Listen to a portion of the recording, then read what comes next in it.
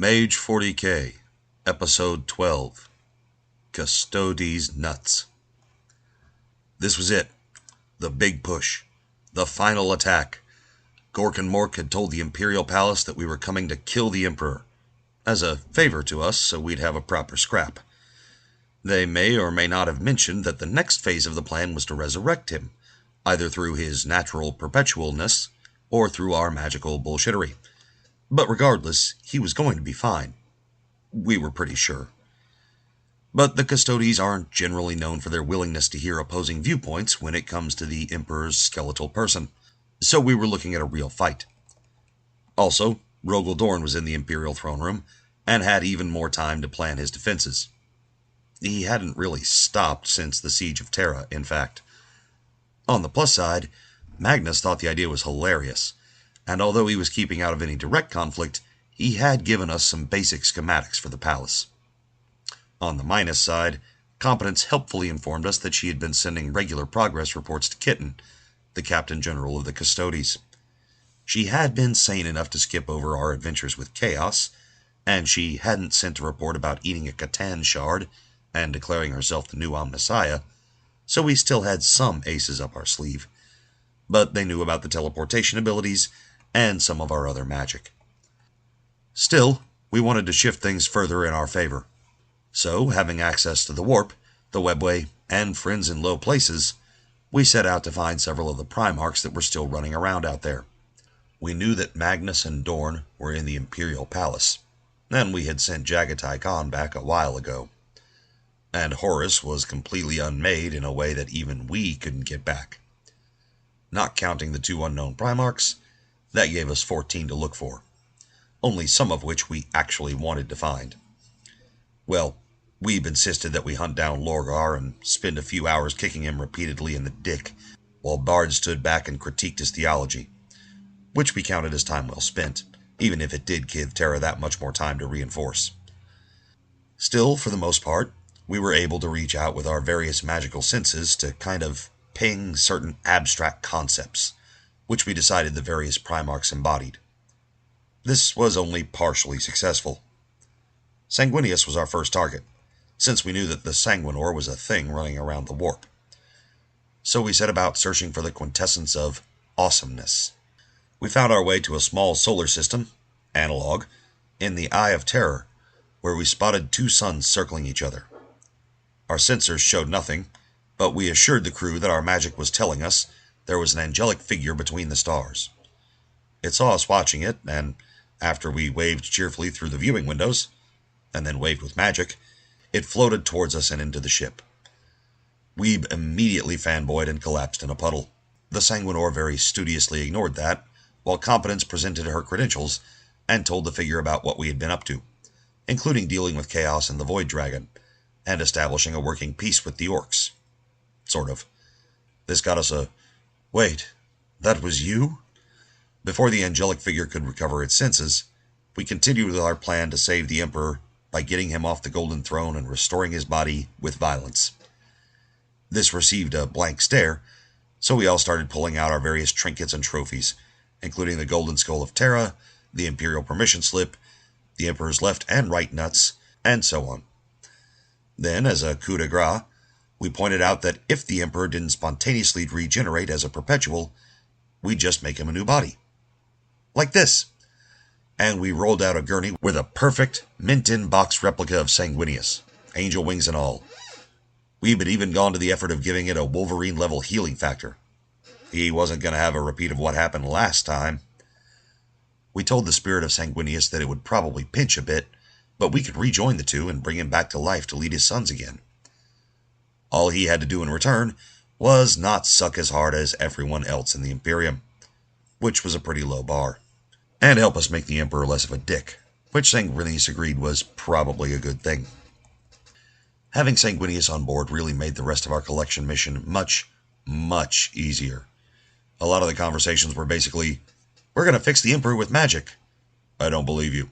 "Neither did Sanguinius, but he does now, see?" Then Sanguinius would step out and wave, and suddenly we were a lot more persuasive. It helps when you bring receipts. Our next target was Lehman Russ, who we knew to also be in the warp. Our cunning plan for this one was to simply create a massive, ship-sized stake, tie it to our vessel, and tow it behind us as we sailed back and forth. It didn't take long before we felt the entire ship shudder as we got a bite. We looked out to see it, and it was the appropriate amount of angry, and fierce, and warlike, but it was a lot redder than expected, and less hairy. Angron! Goody. He saw us, but kept gnawing on the stake as he glared at the ship. Sanguinius, who was watching through the viewports alongside us, was a bit taken aback when Weeb relayed the tragedy of Angron's past, and our spirit mages, Bard and Competence, first thought was, what if we rip his soul out and send it to the therapy dimension for a while, and then build him a new body without the butcher's nails? Some discussion was had about whether or not he had a body to repair, or if we should just work on the soul. But with a magical burst, we removed him from the warp and threw him into a pocket dimension full of pink clouds, fluffy teddy bears, and cannabis smoke. Took about an hour before the spiritual screaming finally quieted down. Also, all that was left of Angron's immaterial body was a pile of ectoplasmic goo that appeared to be attempting to stab the ship. It wasn't having any luck, though. We decided we would deal with Angron after we had everything else arranged. A suggestion was also put forward that, after we healed the Emperor, the first thing we did was lock him in a pocket dimension with all the Primarchs, armed with baseball bats so they could discuss his paternal abilities. Sanguinius didn't say anything, but we could feel the approval radiating from him. Even he thought his dad was a dick. We went back to fishing for Russ, this time marinating our steak in ale, and we got our man. As he gnawed, he looked up at us and shouted, "What in the wolf do you lot want?" We were looking for you, sir?" "Well, you wolfin' found me, boy. Now what do you want, other than to give me the rest of this delicious meal?" Whereupon we went into our spiel about killing/resurrecting the Emperor. There was much grumbling and growling until the dramatic reveal of Sanguinius' portion, and the two Primarchs immediately recognized each other through psychic means. The angel took Russ aside for some real talk about their father, the state of the Imperium, and the ludicrous things these loony psychers kept pulling out of their ass. Successfully. Russ seemed mollified, and asked for more details about our insane plan to resurrect the corpses of his brothers. Weeb jumped in at this point and insisted that they weren't reanimated corpses. No, we had built brand new bodies, according to Imperial specifications. So, it was warpy nonsense, but it was sanctioned warpy nonsense. "And who exactly sanctioned it, might I ask?" Competence pulled out her permission slip, various Imperial documents, and began to explain the whole campaign thus far. Russ, on the other hand, pulled out a small pair of Nez Perce glasses from a pouch, balanced them on the tip of his nose, and flipped through the papers rapidly as he continued to thoughtfully tear at a chunk of steak. Well, these do seem to be in order and properly certified. What now?" We asked if he would like another steak, since he had finished the first. He did indeed, and this probably went further to bringing him to our side than even Sanguinius' presence.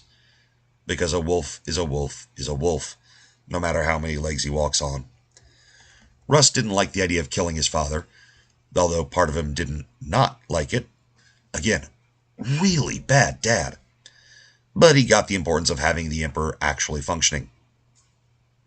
Also, we showed him a ship with actually working technology, and promised to let the Emperor use it to improve humanity, since we had already brought Mars to heal. We now had our own Russ, and a pocket Angron just in case. We showed Russ the orc fighting pit aboard the ship, which he loved. He spent entire days in there. The orcs loved it too, because they fought, got killed, then came back a few minutes later after a short respawn, and maybe some orange slices and juice. It was their version of heaven. From there, well, she had a great idea. More or less all of the Eldari thought he was their savior, so he just placed a quick call to Yvraine, prophet of the Eldari god of death, who was feeling very surplus to requirements about now, asking if she could call her boyfriend Gilliman and ask him to meet us. He got a very firm message back stating, "He is not my boyfriend." But she called him anyway. The first message we got from Gilliman when he showed up in the system was, "She is not my girlfriend. Now what do you want?" It was cute. We totally shipped it, and we may or may not have sent a bunch of magical minions running around the ultramarine ships spray painting "Love is love" wherever they could reach. Gilliman had been gathering his forces from Ultramar, and was currently preparing to launch what would be, in another universe, the Indomitus Crusade. Competence noticed the massive, life-sustaining armor he was sporting, and, after being informed that it was pragmatic and not just an aesthetic choice, you never know in this universe, she asked if he wanted some medical assistance. "I doubt you can do anything to help, Madam Psyker," rumbled the Primarch. "But if we could, you'd be interested," said Weeb. The Primarch looked at us for a minute, suspicion clear on his face. "Even if you could, which you can't, these sort of things usually come as part of a deal." "No. No deal. No conditions." "Well, okay, the condition is you have to sit through our entire pitch, but other than that, we just think it would be useful to have you running around the galaxy." Weeb and Bard also piped up and asked for autographs for their copies of the Codex Astartes. It was agreed that another condition could be autographs all around, but we were hardly the first humans to ask that from a Primarch. And so Weeb reached out, with a bit of help from Critical, and started undoing the damage done millennia ago by Fulgrim's poison blade. He pulled the poison into a little ball and put it in a jar, just in case. Competence also helped by doing something to the physical universe with her new Catan abilities. She didn't say what, and we didn't ask. But after a minute or two of mumbling from us and glowing from Gilliman, he felt much better. Just to confirm, he popped his helmet on and confirmed what his body was telling him, that he was completely healed and in peak physical condition. The Primarch slowly took his helmet off, Mag locked it to his hip, and then his hand moved slowly but deliberately to the butt of his bolt pistol. "Who are you?" We work for your dad?" Fortunately, if there was ever a Primarch to respect the power of paperwork, it was Gilliman, and our rapidly produced documentation mollified him somewhat. We were a bit confused until, when pressed, he simply said, "Demons and Xenos don't come with forms." Fair point. Still, he wasn't totally convinced until we mentioned that we were building a team to invade the Imperial Palace and fix the Emperor. Russ and Sanguinius knew their cues and came into view. The Ultramarine Primarch's jaw hit the floor as he saw his siblings. He thought one was dead and the other was lost forever in the warp. But despite everything, they were more siblings than actual brothers. So it wasn't a joyful reunion as much as a, "Oh, so you're not dead. How nice." And, "Russ, hairy as ever, I see." It was kind of depressing. But it bought us enough goodwill to explain our murder the Emperor and hope he gets over it plan. This didn't exactly win us any new friends. In fact, if Sanguinius and Russ hadn't been there to vouch for both our power and good intentions, there might have been some violence. But Gilliman did admit that our plan had some merit, especially as we had the just build him a new damn body backup plan ready to go. Weeb did his best to create a holographic display of all the information and reasoning we had to back up our plan, while Welsh went for a more direct path. He used his matter magic and portable replicator to whip up a box of very expensive Eldari chocolates, then placed it on a small table out of everyone but Gilliman's eyesight, and turned his back. No one but Welsh saw as, continuing his perusal of the information as if nothing was happening, one of the Primarch's hands reached out, grabbed the chocolates, and stuffed them in a back pocket, no doubt to give to a special someone later. Still, he didn't care for the idea, so he decided that he would continue his current course of action, bringing his fleet to meet his father on Terra. He wouldn't assist us, but he wouldn't attack us either. Unless, of course, we had the poor taste to still be invading Terra when his fleet arrived. Other than that, he would keep an eye on us and, as any good commander, hope for the best but prepare for the worst. We also encouraged him to prepare for the return of the Emperor in terms of politics and administrative disruption. We had plans to handle the Astronomicon, but the government stuff wasn't our wheelhouse. This brought a smile to his face. We decided we liked the guy, and that he would probably make a better ruler than the Emperor ever did. Just a passing thought. Honest. Corvus Corax of the Raven Guard was our next target. Or possibly Vulcan. We had reason to believe that they were near each other, in part because we were in the text-to-speech universe. We entered real space to find a small salamander fleet on its roundabout way to Terra. although they hadn't heard anything from Terra lately, so they didn't know who we were. We also discovered they had a contingent of Catachan and Talarn with them. We pulled alongside their ship, at least in space terms, and exchanged hails. Admittedly, "Hey, we're a bunch of randos, let us talk to your Primarch," probably wouldn't work, but, "Hey, we're a bunch of Inquisition randos, and our Primarchs want to talk to your Primarch," is much more persuasive. We were invited aboard the Salamander's flagship, and when the Salamander's Primarch saw that not only had we brought Russ back from the warp, but Sanguinius back from the dead, there was no escaping the hugs, no matter how hard we tried. Weeb and Welshie needed a healing spell for their spines and ribs after they were released, but it was still a largely positive spine. Nevertheless, given the general attitude of Vulcan, we decided that we should lead with context this time, so Competence started explaining our commission to fix the galaxy, what we had done, and how the Emperor needed our help now. Vulcan really loved what we had done to the Dark Eldar. He laughed for 6 minutes straight. Literally. Bard had a smoke break while we waited. Once Vulcan had all the giggles out, we told him about everything else we had done, and our current mission to heal the Emperor, rejoin him with the Star Child, which we had also found, and so on. He found us very persuasive, but he mentioned that the Emperor's presence on the Golden Throne was holding a demonic incursion back. We told him we knew about that, and step one in the plan was fixing the hole. Competence had studied with the Eldar in the Black Library for just this purpose. Although that guy pointed out that we could just spontaneously create Necron Blackstone if we wanted. Life is so much easier when reality is a suggestion. Vulcan promised to bring his fleet into contact with our forces and be ready to assist with our invasion of Terra. In fact, he was going to come with our strike force to help us deal with the Golden Throne and the potential Eye of Terra. He also gave us info on where to find Corvus Corax, who had split his forces off for a side mission a while ago. We asked Vulcan to record a small video for us saying that we had spoken. He thought we were cool, and he was on board with the plan. We figured it would help, and it did. It was only 1 or 2 Raven Guard ships that we found. We couldn't really be sure because they were very hard to detect. After we sent the message, "Our Primarchs want to talk to your Primarch," we were invited aboard, escorted to a dark, dimly lit hold, and shut inside. The room was empty aside from us, but we knew who we were dealing with. So Weeb just held his data slate up and played Vulcan's message for the room at large. While this was happening, Competence gestured subtly at Critical, and the Entropy Mage activated his arcane cloaking. Not only was he a stealthy person generally, his magical abilities had basically removed him from visible reality unless and until he felt like registering on everyone's senses. This worked for electronics or people, although magic had an easier time detecting him. But we were playing in a universe that used the warp instead of magic, so his abilities were a surprise. We played the cheerful, upbeat message to the dark, empty auditorium. As it ended, a deep voice from directly behind us said, "Well, that is interesting." And from behind him came Critical's voice saying, "Isn't it?" It was only Primarch-level muscle control and discipline that kept Corax from jumping a couple inches into the air, but those of us with mind or spirit magic heard the suppressed yelp.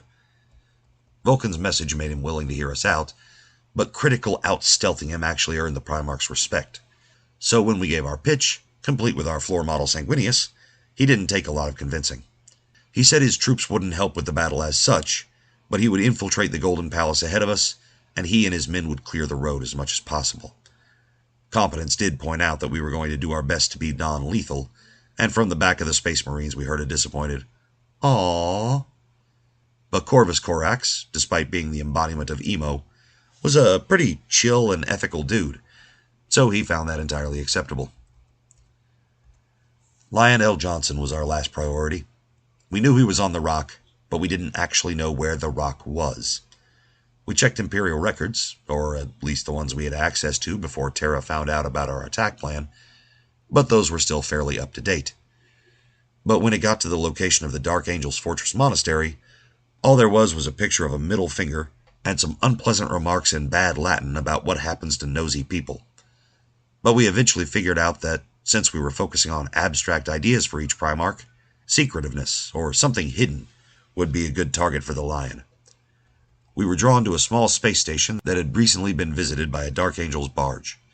From there, we figured we should be able to establish a mystical trace, then get to that ship and ask politely for their telemetry data for their citadel, then make our way to the rock without too much fuss.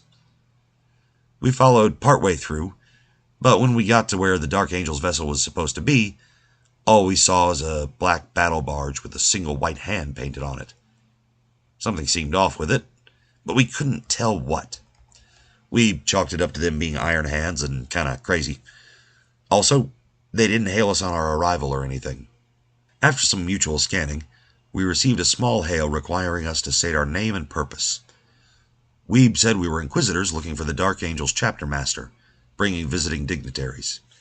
The Iron Hands captain, or at least we figured he was the captain, said that clearly the Dark Angels were no longer in this system.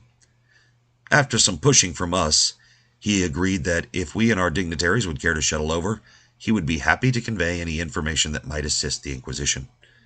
Weeb thanked him, and we made our way to our shuttles, alongside Sanguinius, Vulcan, and Russ.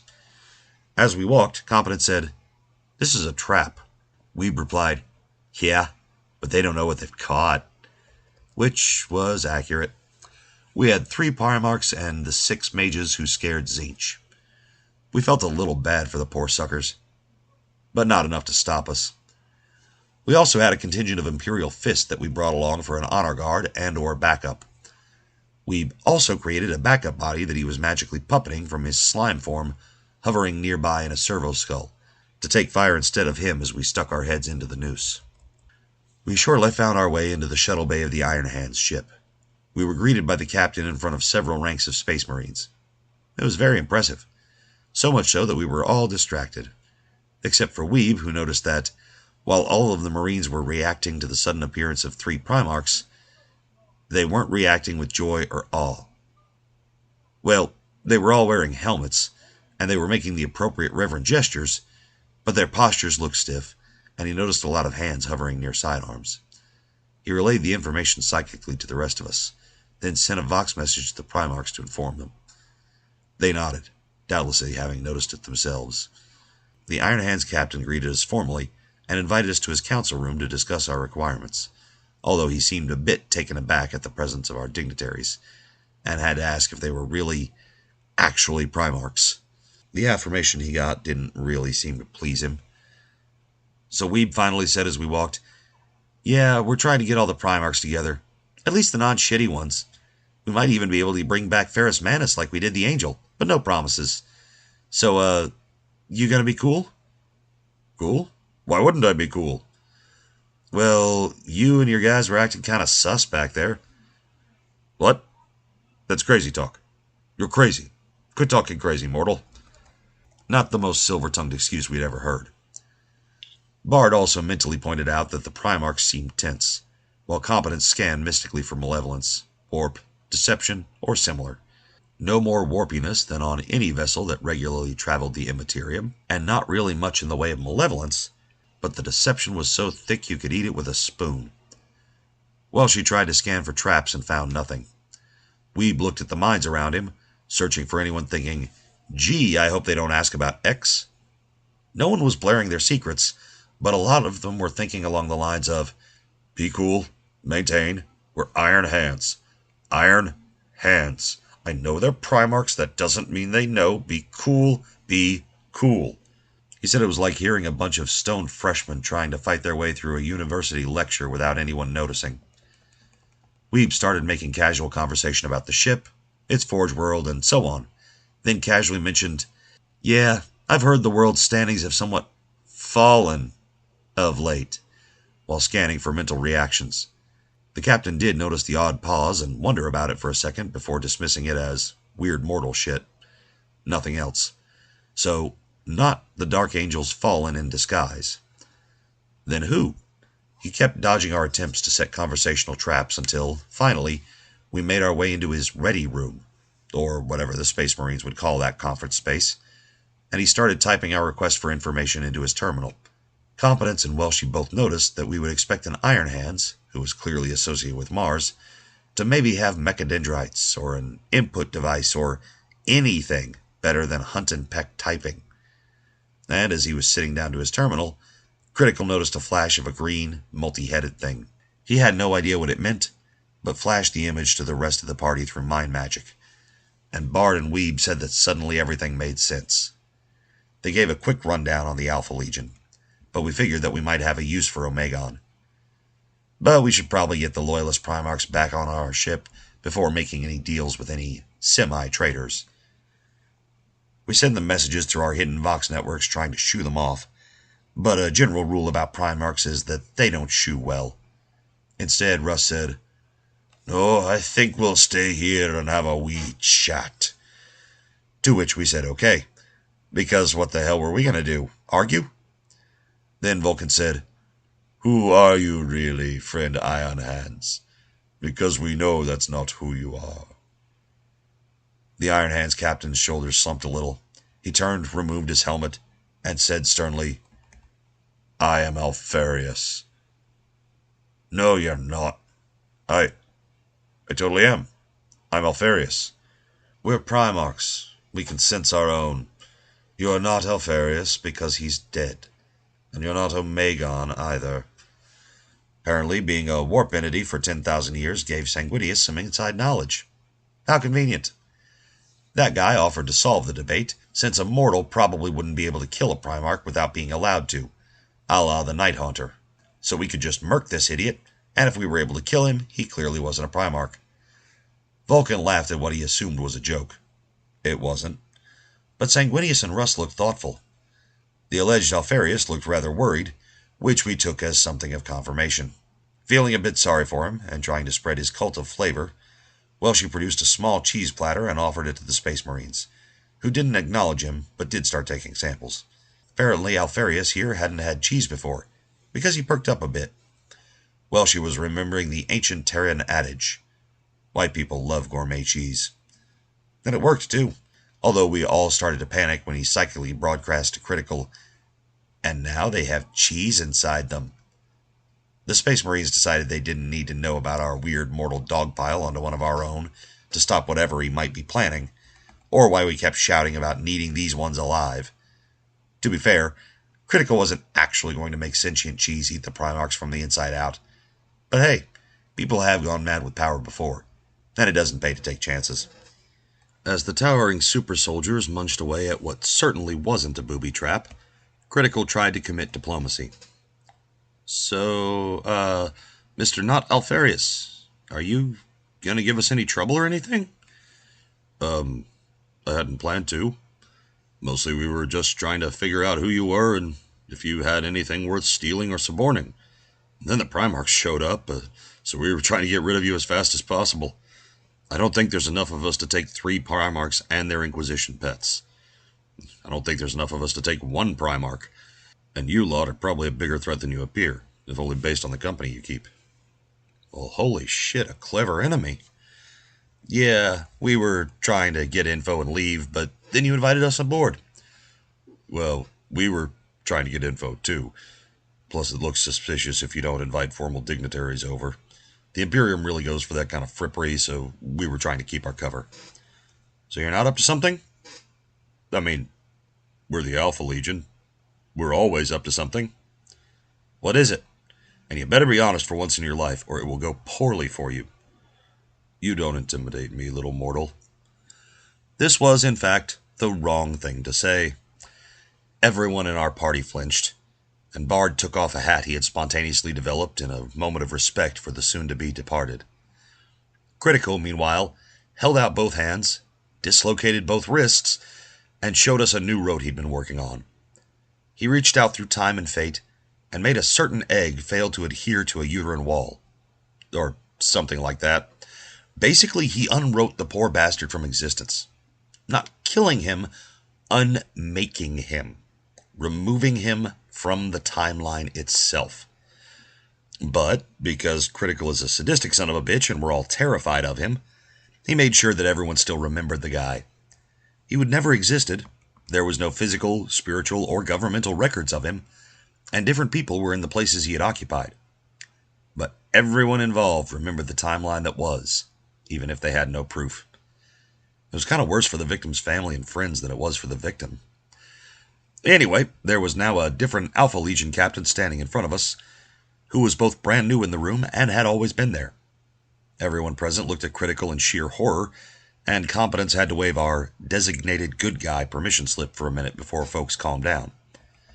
But suffice to say, Critical did intimidate the new guy, and neither we nor the Primarchs held that against him. As the poor fool tried to figure out what the hell just happened, we went into a psychic huddle, decided a bunch of sneaky-deaky bastards like Omegon and his boys could be very useful for our assault, and Competence hit the guy with our pitch. When she finally got to, "And then we'll save the Emperor by killing him," the Alpha Legionnaire nodded slowly, then turned to a nearby desk, pulled a communicator that was somewhere between a phone and a vid screen, and began hitting numbers. We heard a connection, then he said, "Alfarius, this is Alfarius.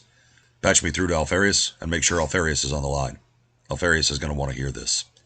It was rather confusing, but we were served light snacks and tea, and more cheese platters, while our message made its way through the assorted Alfarii. Eventually, we received the formal Alpha Legion response, which was that we were clearly insane, but this sounded funny, so they were just going to sit back and watch. Everyone was sure there was more to us, but even though they were creatures of secrets and lies, this was 3 or 4 degrees more than they cared to deal with. But we shouldn't have to worry about the Alpha Legion, which is exactly the kind of phrase that makes you start worrying about the Alpha Legion. Anyway, the captain did give us a standard Alpha Legion infiltration suite for our assault, so we should be able to confound a lot of the palace's internal sensors. Then he very politely shooed us off his ship, and they scampered off to somewhere that wasn't here. As they left, well, she wondered if, given the fact that they had never had cheese before, and that flavor and foodstuffs of that sort were more or less unknown to space monks, what were the odds the Alpha Legion were lactose intolerant? Bard suggested that the odds were high, but Space Marines had ways of filtering out poison. Well, she said that just meant he needed to up the lactose content. We could save whole planets because the Chaos Marines just couldn't show up to war that day. It was a devious plan, and led to the creation of a cheese SDC, which we promptly lost the plans to somewhere in the webway, although Bard was pretty sure he heard Chegarak giggling in the distance. Anyway, once we were away from the Alpha Legion, it was pretty easy to get back on track and follow the legitimate coordinates they gave us to the rock's last known location. It was still there, a massive chunk of stone and engines floating through space.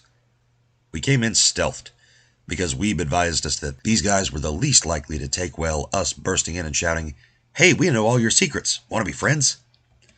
So we made our way to the side of the floating fortress monastery and began passive scans for an empty chamber with air near the bottom of the piece of planet.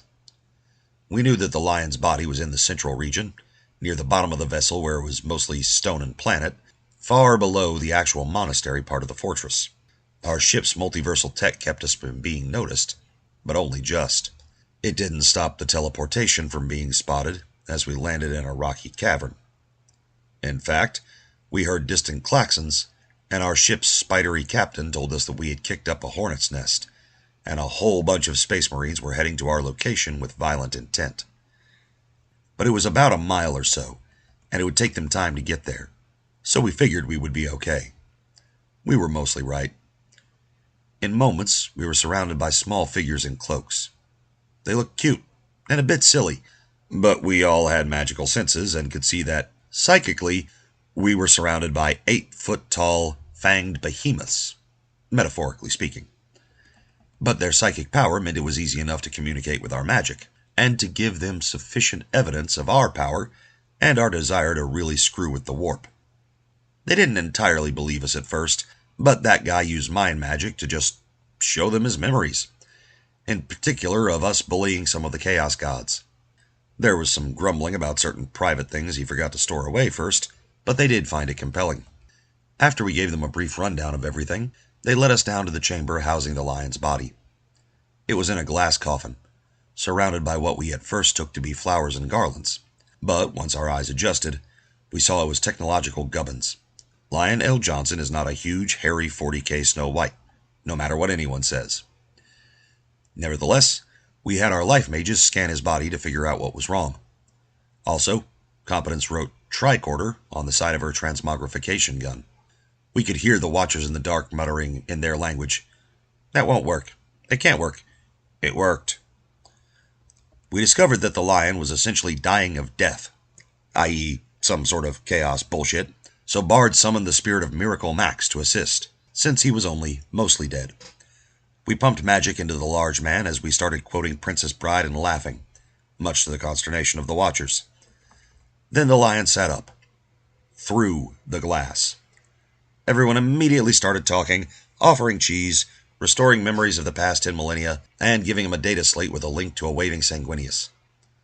Even with his Primarch brain, it took him a second to catch up, but eventually we got everything explained. We told him we needed his help, but in return we brought him back, we would restore the Imperium, and we could even rebuild Caliban. Did he want it hollow or regular? There was another confused pause, but finally, with several reassurances from Sanguinius that we weren't completely insane, the lion agreed to join our quest. So we transported back aboard our ship and retreated to the warp. Although we had only gotten partway back to our base when Weeb finally got up from his nap, saw the lion, and asked where the rest of the Dark Angels were. We explained about the alarms and the running. He explained that we were idiots, and we pulled a U-turn in the warp and went back to the rock. There was much explaining and even more confusion, but we soon had the First Legion ready to support our attack. They didn't seem to have the same problem attacking supposed allies that our other recruits had. I wonder why. Our last recruit was Ahriman. We'd been trolling for Rubric Marines as we went to and fro through the warp, restoring their minds, souls, and bodies when we found them, and swearing their allegiance to competence. We even offered to teach them a very little bit of mage magic, although not enough to be a concern. Weeb mentioned that they had been corrupted by the warp for 10 millennia, but Bard countered that they had been dust most of that time, so they'd really only just woken up. This was reasonable, so we continued teaching them very basic bits of magic. It wasn't long before the assembled Rubricae just started psychically broadcasting their existence and restoration to the warp, at our request. Ahriman popped up with disturbing speed, appearing in our shipboard warp portal and demanding answers. Before this happened, we had had an interesting idea. You see, our mage powers allowed us to create small pocket dimensions based on spheres like mind or spirit. We were already using one to hold our new demon minions. If we pooled our powers, we could expand it, potentially infinitely. And then, because in the realm space and time would be under our jurisdiction, we could use our powers to create spontaneous entries and exits across the physical universe. If we put our minds to it, we had our very own warp. We could even flood it with magical power and use it as a source of mystic energy. It would take a bit of doing, but it should work. Although this led to a long discussion about what exactly to call this thing. Weeb's argument eventually won the day, as he pointed out that, in a universe based on belief, if we called it Warp 2.0 or the Better Warp or anything even vaguely related to the Immaterium, this galaxy of idiots would manage to believe the wrong thing and spread chaos corruption to our shiny new dimension. So we eventually settled on calling it the Scrumble Zone, because that seemed appropriately nonsensical. Also, our Star Trek-based tech was rechristened a jump drive, just to be safe. We started setting up our new travel space, but Weeb had another interesting idea. See, we needed a way to disable or defeat the various Space Marines, Guardsmen, and Custo-deez defending the Imperial Palace. Despite our stated murderous intentions, we considered ourselves to be on the same side, and we'd feel bad about killing millions of our allies, even if the Imperium would never notice or acknowledge the loss. We set up one of our shipboard black hole guns to act as a wormhole into the Scrumble Zone to dispatch Imperial ships, and Weeb decided to scale that down. He took his Tyranid swarm and started inserting magical black holes in their gullets so that they would swallow their victims whole and drop them, psychologically scarred but physically intact, into the Scrumble Zone. He set up a waiting area and, on Bard's suggestion, filled the waiting room with pleasant light jazz, incense, and heavy amounts of weed smoke. And then Bard had a bunch of his gaunts wandering around in butler shirts and starched collars, pouring tea and serving hors d'oeuvres. The idea for a warrior form in a maid's outfit was firmly vetoed as being too weird and liable to give some innocent soldier a bad complex. Also, he named his new creatures the Flurkinids, in honor of the Flurkin, the cats from the movie The Marvels. We had gotten some background information from Magnus and a few other sources, so we knew roughly what to expect. In the Sol system, There were a number of picket ships and patrols circling around Pluto and the outer Kuiper belt. Inside Pluto's orbit, the space between the outermost planet and the asteroid belt was packed with battle fleet Solar. But the real problem was between Mars and Terra, where every Imperial fish ship in the galaxy was waiting for us, alongside the mighty Phalanx, a relic from the dark age of technology that even we were unsure about. But we had a plan. Weeb summoned a few of his swarm ships and had them shed their outer hull, giving us empty decoy boats. We put in minor Necron tech to allow remote piloting, then sent them through the Scrumble Zone to invade the Sol system from one end, loudly broadcasting their intent to eat everyone, especially that bony guy in the shiny chair, while we snuck in from the other end. Think of looking at the solar system from the outside. The empty Nid ships were coming in from the farthest left edge, while we were waiting cloaked at the farthest right edge. Once the system fleets moved to intercept, they would find out that the ships were basically empty. Of everything but organic boarding torpedoes, full of flurkinids. About the time the confused screaming started over the Vox, we pushed a button on one console, and Bard started laughing. In our Scrumble Zone, as the terrified and confused naval crews realized they were still alive, and were feeling very funny, a huge video screen popped up, and a certain red, white, and blue hero sat down on a backwards chair. So, you got eaten by a Tyrannid. But the effects of that little joke wouldn't be felt for a while. For now, the response vessels started to fall back from the bizarre, almost empty Nid ships, and their ravenous but oddly friendly payload, and we sent several more ships in broadcasting range some more imminent messages. Also, just to screw with people, Welshie asked if we could summon hecklers to irritate and distract the Navy. Bard gave it a minute, and soon 2 old Muppets were doing a running commentary on how the Imperial Navy was getting embarrassed. Some of the Imperial Fists and Battlefleet Solar started moving out of position to assist, which is when the Orc Wah appeared, coming down from the solar plane and dropping right into the middle of the Hume fleet. We had promised our old friend Boss Impra Smasher a good fight, and we delivered. The Vox was flooded with a bellowing cry of, "No one expects the Spanish Orquisition!" Bard had introduced him to Monty Python. He had also introduced the Orc boss to a fascinating new tactic that made Humies make an even funnier face than when you just crumped them. The Wedgie. When the Orcs boarded the Imperial ships, many a family line was cut short with a brief scream and a deep chuckle. But there were only a few deaths from crushed pelvises, so we called it a win. When you're dealing with Orcs, non-lethal is not really an option, just less lethal. Critical wondered if perhaps we would be disappointing our great green patrons by being sneaky and cowardly, but Bard argued that we weren't being sneaky, we were being cunning, which is different. Also, our cunning was allowed by throwing several full-scale invasions at Terra simultaneously, so even if we specifically weren't being brutal, we were causing brutality to occur. Anyway, this distraction was big enough to open a nice, wide lane to Terra for us. With our ship stealthed, we were able to get into orbit around Earth. Actually, there was a heart-stopping moment when we were hailed by a palace defense post. "Unidentified cloaked vessel. You have been spotted. You will identify yourself, or you will be fired upon." We were starting to freak out when a familiar voice said, "No, they haven't. You haven't detected anything at all, friend. Everything is fine. Good luck, mortals." Magnus. We planned to teleport down, and figured we could be accurate enough with our limited blueprints to get into the Imperial Palace. But considering it used to be the entire Himalayas, that could put us anywhere within 100 miles and entire weeks of travel from the throne room. Also, the teleportation could be an issue. We had established with the Dark Angels that, although our tech was a huge improvement and hard to detect, a determined enough or lucky enough scan could notice it. And with every single array and device on Terra watching the skies for our arrival, we had no chance of not being spotted if we teleported down. Also, we had informed Kitten about the teleportation tech, so even if he didn't know the specifics, he had some idea of what we were capable of. Competence had had the sense to skip the magical upgrades, though. Ultimately, we decided to flood the zone.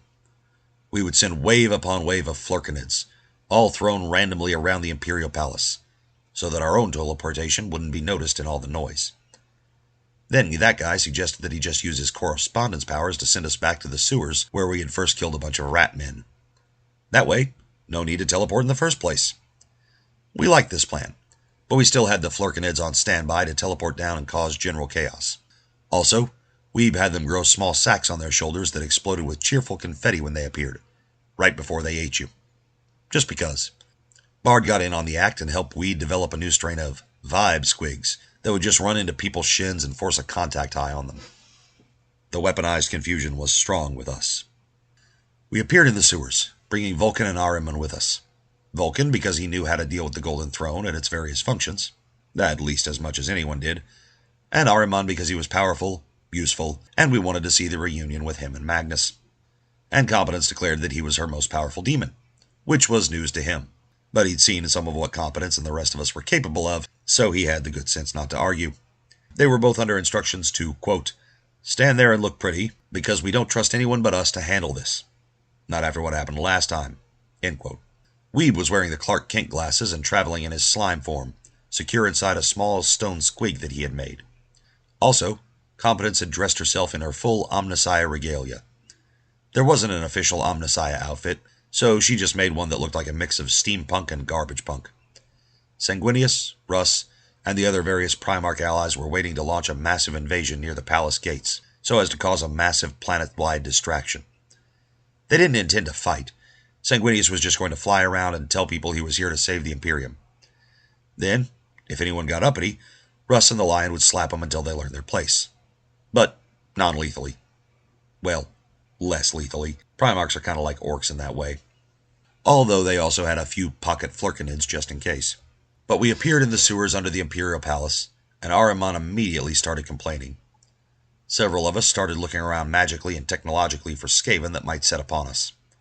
We found several types of life forms of the appropriate size, beyond the hundreds of small rats and alligators and mutants and things. Welshie, scanning for life forms in general, was able to detect a number of humanoids moving steadily away from us.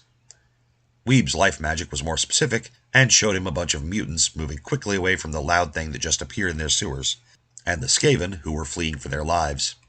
Not long after, we found out why. We discovered the metallic remains of several ratmen's circulatory systems and respiratory systems, and a few rat statues that rattled when we shook them.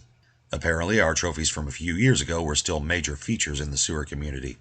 There was even a little sign above the objet d'art that, once translated from rat, read, "In Memoriam, don't let this be you." Then our spirit mages confirmed that the great horned rat had apparently spread the word about us. Weeb got a small leftover sample of Ratman DNA, which he infused into a ball of biomass that he had beamed down to us. Then he released a swarm of specialized rippers to help map the sewers and hunt down the remaining Skaven. Long words were had as we traveled about how creating cleaner nids to make the sewers hygienic and rat-free was only a solution as long as you were okay with tyrannids under every imperial city. Weeb was, and told us it would be fine. You know, as long as the cities stayed cool. Which led to Bard muttering sotto voce about, hey, what happened to Necromunda and the billion or so people living there? Oh, they thought they were cute. So we had no trouble, and no interruptions, on our way to the lifts that had brought us down here from the palace way back when. Competence's access code still worked. Hooray, bureaucracy. And we called the gigantic lift down. Then we got comfortable because it took the squealing, creaking thing most of an hour to get to us. Then most of an hour to get back up, which, as it turned out, gave the Custo-deez at the top of the lift plenty of time to double-check that no one had gone down to the sewers this week, and no, they weren't expecting any previous expeditions to return without communication. So, yes, this was almost certainly those lunatic psychers who had unknown and certainly unnatural ways of getting around, trying very lazily to infiltrate the palace. In our defense, it may seem like we're idiots, and we are, but the palace was the size of several cities. There wasn't any particular reason to think they would be guarding that particular elevator. At least, that's what we were going to keep telling ourselves. Of course, because the universe has a predictable sense of humor, when the lift finally crested the edge of the floor, we saw the 10 golden figures waiting for us, spears aimed. Also, we did sort of realize there were people waiting for us. Ahriman pointed it out when we were about halfway up, just in case we had missed it. So we were all armed and ready to fight, and Weeb had summoned 3 of his pocket squigs, which he manipulated with life magic to make them larger and give them massive, stony arms that they could place in front of their faces. Barricade squigs. Well, she tried to open with a distraction by creating a pizza box and asking if anyone had ordered a large pepperoni when we first appeared. According to the comic laws of the universe, one of the custodians stepped forward, took the box, handed Welshie a few bills, and set the pizza aside for a post-murder snack. Also, several of them noticed Vulcan, and they were receiving information about Sanguinius appearing before the gates. But they were consummate professionals, so their response was basically, "Neat. That sounds like something we should look into after we kill these psyker bastards." Then the fight started for real. Critical and Bard moved first, Critical throwing a wide beam onto his power fist that let him hit two of the custodies, causing them to flinch backward. Bard, meanwhile, got one of the custodies to chase him. As he maneuvered around a set of boxes, he reached down with a random piece of chalk and drew a circle in the floor. He intended to make it a hole to the scrumble zone, but instead it just dropped the floor about a foot in that circle, and when he came around the corner, the custodies tripped and barked his shin really badly.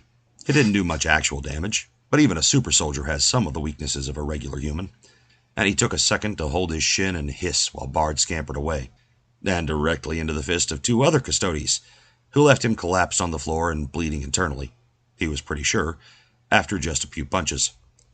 Well, she saw how badly physically outmatched we were, and threw up a force field around the left half of the custodies, trying to trap them and keep them out of the fight. One managed to dodge, but four were caught in the field. Well, two more tried to dodge, but their timing was off and they dove headfirst into the field with a mighty bonk.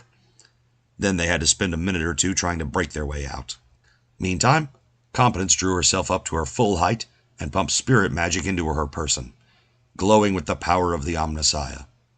It worked fairly well, and a few of the custodies seemed shaken.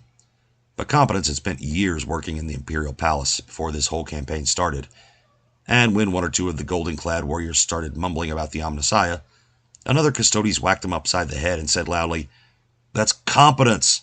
The psyker who claims she's not a psyker? We know her!" Those custodies who weren't enthralled by Competence's overawing majesty tried to attack us. Several of our party hid behind the barricade squigs, throwing magical mojo around, while Critical and a bleeding Bard tried to engage in melee with frickin' custodies. Critical actually did quite well. Custodies have trained for a lot of things, but a Johnny Cage-style uppercut to the crotch is not really one of them, and one of the custodies stumbled away in pain. I would say his pride was more damaged than his body, but Critical was using a power fist, so even on a low setting he was feeling it. Bard, as mentioned, got his ass kicked pretty badly, but Weeb came up and made his squig start to dance, creating a field of healing around him.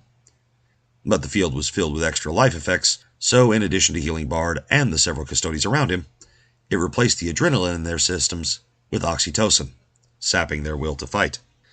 Bard, for his part, had a pretty legendary tolerance, so he was operating just fine despite the chemical effects, and was very grateful for the healing. The spreading mellowness left one of the custodies open to a sucker punch from Critical. All he had to do was shift slightly and take the punch on his pauldron, but he was too stoned to even manage that. He took the magically powered punch right on the chin, laughed at Critical for a moment, then collapsed. The magical drugging also made them more susceptible to Competence's aura, so suddenly there was a lot of, "Whoa, she really is the Omnissiah." This didn't stop them from fighting, since they served the Emperor, not the machine god, but they were very confused, and were going to leave her be as much as possible. Except for one guy who kept shouting at them that she was their co-worker, damn it. Apparently he and Competence used to go for post-work beers or something back in the day, and he wasn't fooled for a second. Until she shouted at him, "Dave, why do you think I can speak Necron?" Which had been why the Emperor recruited her in the first place. This argument apparently won the day, because Dave had a bit of a mental breakdown and started muttering to himself about past events and comments, saying that everything suddenly makes sense. Which was very impressive because it was all total bullshit. But he was out of the battle. Not injured or disabled, but definitely focused on things other than fighting us for the time being. From there, the fight was basically over. Critical punched a few more custodies, but most of them were either too stoned or too confused to know what to do. Not that they couldn't still fight, but the presence of a Primarch, a Psyker Chaos Marine, the Omnissiah, Squigs, are demonstrably non-lethal intent, and everything else had the phrase, "above our pay grade," written all over it. They would be passing our location on to the rest of their forces, but if we weren't still there when people finally came around to deal with us, well, that would be just too bad. Although before we parted ways, a bunch of autograph books appeared out of nowhere and Vulcan was occupied for a minute. Then, as we began to move out, Weeb extruded a slimy tentacle from within his stone squig, raised it dramatically, and cried in a squeaky voice, "Release the Flurkinids!" There was the sound of popping and noisemakers in the distance. You know, the ones that roll out and then go back up and go, "Whee!" Followed by much screaming, while Sanguinius and Russ were sending reports of having to fight their way through armies of adoring guardsmen and marines who wouldn't stop taking selfies. And Custo-deez were coming out of the palace to reinforce order and or get more autographs. Damn, we are really good at distractions. Regardless, we were momentarily alone in the Imperial Palace, which didn't help a whole lot, but Competence had spent several years living here before this whole campaign started, so she had a solid knowledge of some hallways and a general idea of the layout overall, and was able to point us in the right general direction to head to the throne room. She also knew where Rogel Dorn's quarters were, and suggested we avoid them. Not that it would keep us from running afoul of his traps, but no reason to go looking for trouble. Although once she gave us some details, several of the party wanted to go sightseeing. Apparently, Dorn had turned his room into a pillow fort, a 5-story tall pillow fort, with buttresses, man-traps, reinforced trenches, and a functional turret system made of pillows. Also, don't call it a pillow fort, because it upsets him. You will respect the Snuggletorium, as well as the Imperial Fist manning its walls. We both wanted to know everything, and didn't want to ask. Back in the less silly part of the palace, Weeb pointed out that Dorn's strategy wasn't so much to predict your next move and plan for that, but to consider every possible scenario and make multiple backup plans for all of them. The only way to get around it, he said, was to do something Dorn would never think of. Competence suggested painting a tunnel on the wall and just walking through it. Bard insisted that this would only work if we painted a white line on the floor leading to it and took the tunnel at a dead sprint, at which point it had about a 50-50 chance of working. Weeb said yes, this would do, since it was literally impossible, for anyone but us, and therefore not something Dorn would have planned for. Although we were all pretty certain we were being monitored, and a Primarch is good at adapting, so we figured it would only work the once. And Dorn did have some experience with chaos bullshit, so it wouldn't be a non-stop trip to the throne. Still, it worked. We had a few other tricks too, one of which was Welshie generating wet floor signs as we walked and placing them at random intervals. Anywhere else, this would be a silly joke. But the Imperium is based on rigid adherence to rules and structure, and thinking for yourself is heresy, so it actually did work. Not for everyone, of course, but we found out later that several guard squads had come across the sign, and the attached priest or commissar insisted that they follow the holy no-crossing ordinance. As it would happen, these various signs, which we never bothered to take down, caused incremental delays and reroutings that, over the course of time and on the Imperial scale, added up to millennia of delays. Entire planets were lost and saved, because the reinforcement or exterminatus order had to be carried along a different hallway, and something happened to it. Several signs even became holy relics after a few years, like a 40K version of the immovable ladder of Jerusalem. We were having a discussion about how best to stymie our opponents without causing too much loss of life, when we rounded a corner and came face to barrel with a trio of guardsmen, sitting behind a heavy bolter emplacement in the middle of a bunch of sandbags, in front of a blank wall. They had been prepared for an enemy incursion, not a group of weirdos casually chatting as they walked nonchalantly through the palace. Not that they didn't shoot, but it took them a beat to figure out we were actually their targets, and hide the low sticks and flasks of hooch. They were in a cul-de-sac guarding a wall, so they didn't really expect to see action, and we had sounded like some regular functionaries as we approached. In that amount of time, Weeb informed us that they were Cadian Guard, and that we should all take a step back and out of range. We did, while Bard jumped in front of the barrel to absorb damage with his cartoon physics, which he didn't need to do, because Welshie heated the metal of the heavy bolter, specifically the handles, so it was too hot to touch, even with gloves. They had their own las rifles, but being a heavy weapons crew, they instinctively went for their primary weapon, which resulted in some singed hands and a lot of cursing. One grabbed a canteen to splash on the handles, but it only hit the gunner's lap, because the gun had vanished. That guy had popped a portal under it, stepped into the hallway, and allowed it to fall right in front of him, facing back at its operators.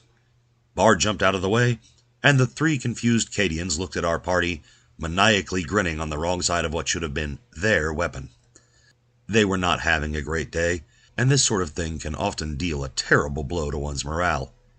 It only got worse when Critical reached out and warped reality, changing the bolt rounds, or at least the payloads, into those little individual cheese wheels. The rest of the bolt was the same, so it was a rocket-propelled, computer-guided, detonating mini cheese wheel. Of course, it couldn't actually penetrate anyone's flesh to explode inside them, so it just hit hard enough to leave a bruise and went on their armor and skin. When that guy unleashed a salvo of detonating dairy at them, they cringed like men expecting, rightfully so, to meet their emperor in mere moments. Then they felt themselves covered in something warm and sticky and assumed it was blood. But then they remembered what bolt guns do and realized that they weren't in several chunks scattered around a small area. They opened their eyes to discover they were still alive and covered in curds. They also found Critical standing right next to them. He leaned in softly and said, "We could have." This pretty much took the fight out of them. Not that Cadians would be defeated by something so simple as a cheesing. They're hard bastards. But it was both an utterly non-lethal attack, and it was so fucking weird that their brains just kinda short-circuited, and they stood there looking confused and unsure of themselves. They were perfectly willing, even happy, to lay down their lives for the Emperor and defeat the forces of chaos. We just didn't seem that chaotic, really. Random? Sure. Little C chaos? Sure, but not, warpy. Competence politely asked them to move so we could get at the wall. We could tell they didn't want to, because enemy soldier and orders and all that, so we maneuvered the little stone squig behind them. They were very distracted, and reached out with his life and mind magic to gently knock them out and let them have pleasant dreams of gunning down the Xenos filth. They looked so peaceful with their murderous little smiles. We investigated the wall that they had been guarding, only to discover it was really just a wall. So we turned around to go back, only to discover that the hallway was different, because the walls had been shifting. This was a surprise to Competence, because the changing walls hadn't been used since the Siege of Terra. Weeb had read that series, though, so he told us that Dorn had set up these traps and a bunch of other things to deal with the invading Chaos Marines. But we knew how to deal with uppity walls. Critical turned his power fist setting from stun to smash and started bashing his way into another corridor. We went down it for a ways, occasionally pinging our magic for the right approximate direction, when we came across something strange. It was a wider hallway than normal, and in about the middle appeared to be a small mound of dirt stretching across it. Then there was a shrill whistle, and from behind and apparently below the line of dirt, a squadron of Death Corps of Krieg rose out of their trench and started to advance. That's right, they had dug a trench in the middle of the Imperial Palace. As soon as they were over the lip of the trench, they charged us in a massive line. The Necrodermis armor proved a real help, and so did Bard's Coyote Gospel. He took the brunt of the charge, and, of course, after they finished stabbing him with their bayonets, he loudly declared, "Ya missed!" then pulled a glass of water from nowhere and drank it, turning into a human-sized sprinkler. Welshi tried to capitalize on the distraction by offering the Kriegers a taco, only to have it slapped out of his hand. He declared the soldier a heretic and swore vengeance, which consisted of blasting him with mind magic to let him taste the taco and fill him with the knowledge that he would never taste it again. He seemed sad, which was weird for the Death Corps, but not especially damaged. That guy was somewhat distracted as he searched through his various rotes for something non-lethal, loudly declaring that everything he knew how to do was too deadly. Then he found something. Puff, puff, pass. A mental spell to make people mellow the fuck out. He broadcast a mental wave at the nearest trooper, which was only sort of working, until Bard tapped him on the shoulder and handed him a large joint. Then that guy spread the contact high with mind. With the Kriegers slightly distracted, that guy was able to reach out and open the filtration box for the gas mask on one of the troopers' chests, insert the burning joint, and close it back up. The Krieger was totally unhurt, but was well and truly out of the fight after that. Although we all took a bit of psychic damage, because hearing a Death Corps of Krieg trooper laugh is not a pleasant thing.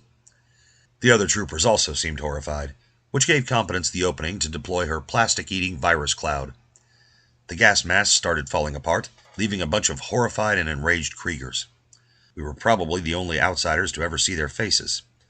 Well, face, because clones, and they were determined that we would be the last. But their bayonet charge had to come through the cloud.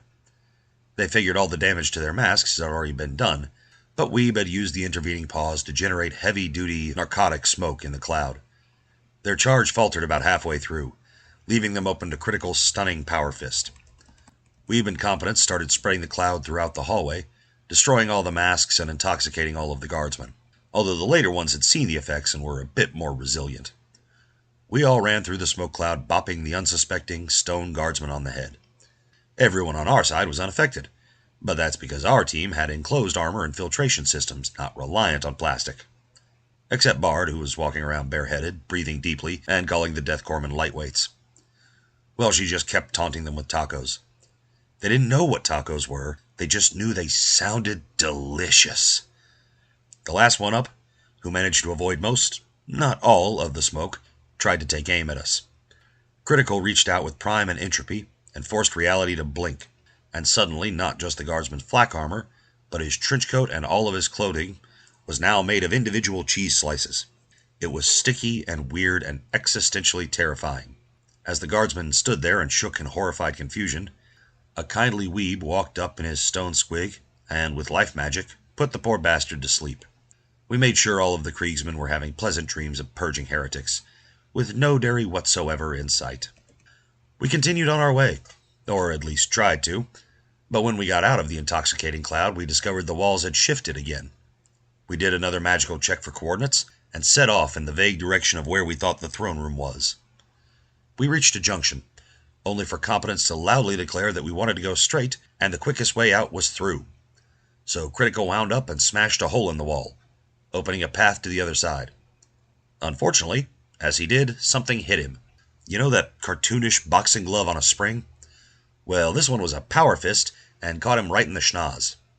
These walls fought back. We should have expected Dorn to adapt to our nonsense, but we just took this as a challenge. Unfortunately, we rounded a corner to encounter another squad of Kriegers. They were still in the act of digging their trench, but they had something wrapped around the gas mass. Apparently someone had noticed our tactics and sent out some warnings. Competence took this as a personal insult. Well, actually, she took it as a joke, and laughed as she turned the oxygen around them into a non-life-eater virus. It didn't hit everyone, but the sudden nakedness of their comrades provided enough distraction for the rest of us to act. Weeb marched his stone squig up to them, exhaled a cloud of smoke, and said in a cartoonishly high voice, "Hey guys, wanna get high?" The drugs and the weirdness did their work, and one of the Kriegers broke. He didn't shriek and run like anyone else would have, though. Instead, he shrieked and started stabbing the squig with his bayonet. But, stabbing a stone statue with a knife generally just gives you a broken knife. So he started wailing on the squig with the butt of his las rifle. He was too high and freaked out to actually remember to shoot, and he was again rewarded with a busted rifle. Eventually the drugs got him, and he fell down slowly, his shrieks fading into mumbles. This gave that guy a terrible idea, and he opened a portal to the therapy dimension right under the Death Corpsmen. Several saw him gesturing oddly, and had sense enough to jump out of the way, not knowing what he was doing, but knowing that it was bad. One didn't, and we heard his descending scream as he dropped. That guy wanted to know which would break first, the Krieger or the therapy dimension. Then he decided to do it again, and again, and again, for science. He dropped 3 Death Corpsmen into the dimension full of pink fluffy clouds, where they found a large, semi-demonic Angron holding a plastic wiffle ball bat, wailing on a straw effigy of the Emperor and screaming, "Why didn't Daddy love me?" He noticed the Corpsmen, handed each a bat, and they all went back to hitting their feelings out. We continued on our way, and Critical started to mark scratches in the walls, both to track our progress and to see if any corridors were being reused. We didn't end up needing it, but it wouldn't have worked anyway, because Dorn had anticipated that kind of thing. It hadn't worked during the Siege of Terra either. But we weren't too worried, and we were arguing about directions without any concern for stealth. Which was a problem, because we turned a corner and walked straight into a hail of heavy bolter rounds. We fell back quickly, but not quickly enough to keep all our bits. The Necrodermis armor managed to keep us mostly intact, and we had Weeb and Critical, the life mages, to patch us up, but it still hurt like hell. Critical, being a man of action, charged the gun emplacement, warping probability and fate around him to manage a near miss from every bullet. He landed next to the barrel and let loose a wide beam blast from his modified power fist, knocking the first Cadian into the second, who was knocked into the third, who fell back onto his bayonet and got stabbed right in the ass cheek. He was a loyal soldier of Cadia, so he didn't hop around cussing and shouting and holding onto his butt, but we could tell he wanted to. Still, he and Soldier 2 pulled their personal weapons, while Soldier 1 tried to shoot the rest of the party at the end of the hallway. Except Critical kept grabbing the barrel and jerking it off aim while dodging around enough to keep the soldier between him and the other two. The soldiers were worried about Critical, which seems logical, but was not what they should have been focused on, because Competence hadn't cared for being shot in the face. So she pulled her trusty transmogrifier gun, added a few new settings, and fired off a magical matter-transmuting blast. It hit all three Cadians. They paused for a moment, knowing they'd been hit by something, but unsure what exactly had happened. They started to check themselves for damage. Then they felt it. The heat, the burning, the stickiness, the oozing. Competence had turned their underwear to piping hot jalapeno-flavored nacho cheese. There was much screaming, although we weren't sure if it was from pain, horror, or the strange sensations in interesting places. In retrospect, they really shouldn't have tried to run or move at all, because once they did, the natural anatomy of the human body in motion meant that the liquid, capsaicin-laced goo got into cracks and crevices, while also sticking their pants to their legs and leaking into their socks. They weren't particularly physically harmed, but the men's fighting spirit was shot. Also, those of us with Spirit or Prime could sense a number of placards being shown with numbers on them. The celestial judges gave Competence 10s across the board. Well, one was a 0-1 until a large pair of green hands turned it right side up. The soldiers dropped. We decided that their minds had just refused to deal with this and had shut down in the hopes that things would be saner when they woke up. Although, before he passed out, one hit the transmitter button on their Vox and, not knowing what was in his pants, or probably what cheese was, simply said, "The squelching." We knew the Cadians were too hard to break and run, but we were pretty sure that would rattle them. While we healed our bullet holes and various missing bits, Competence set about modifying the bolter with our black hole technology, so we could chew through obstinate walls outside of boxing glove on a spring range. We pointed out that a heavy bolter was perfectly capable of chewing through a wall on its own, but we argued that a gun shooting miniature black holes would do a much cleaner job, and be more fun.